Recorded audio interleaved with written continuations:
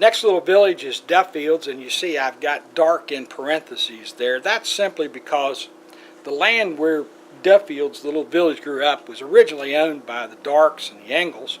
It's only because General Dark was gone and his granddaughter had married Richard Duffields that when the Baltimore and Ohio Railroad got there, they put a little depot. It was the first depot out of Harper's Ferry, and they named it Duffields Depot for the Duffields family. So I'm on kind of a little mission to maybe get General Dark recognized. This is a photograph in the 1930s. This is Melvin Road, and you can see they're beginning to grade it. It's what it looks like today, so it hasn't changed very much at all.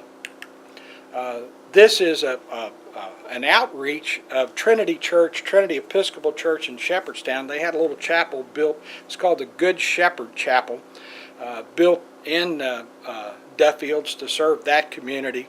Existed for a brief time and is gone today. You can see, if you look real close, you have to go across the road and stand there, but you can see the front steps of the chapel as it existed in that early time period. This is General Dark.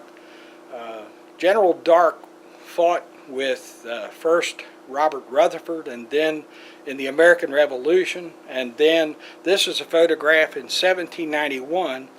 He was called back to duty by his friend General Washington to be a lieutenant colonel of a Virginia regiment that went into the Ohio Territory to fight the Miami Indians. And if you look in the background of that photograph, you can see the fight going on. During this melee, General Dark was wounded. His son was mortally wounded and died there. General Dark then came back to Jefferson, or Berkeley County at the time, and died here in 1801. This was his house in the 1940s, and this was what it looks like today. This was a second Baltimore and Ohio depot passenger station that's built in the 1880s and operated there. Quite a little congregation of buildings in and around here. There were several warehouses, some grain storage.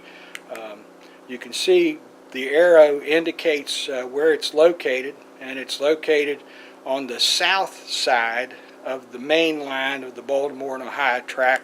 And that's what it looks like today. It's the parking lot where the commuters gather to catch the MARC train that's headed into Washington. This is one of several buildings that existed at Duffields in its heyday. These little villages were what I refer to as SS&Ms, or SS&Cs. They had a school, they had a church, and they had plenty of stores. And of course, all that went away as the car made people more mobile, and they were able to go further distances to buy goods. You can see this little village at Duffields. Look at all those little buildings. Most of them are commercial, not all are residential, but you can see a lot of things that existed there. This is 1883 that are long gone. One of the warehouses, this is at the intersection of Skeeter Road and Flowing Springs Road.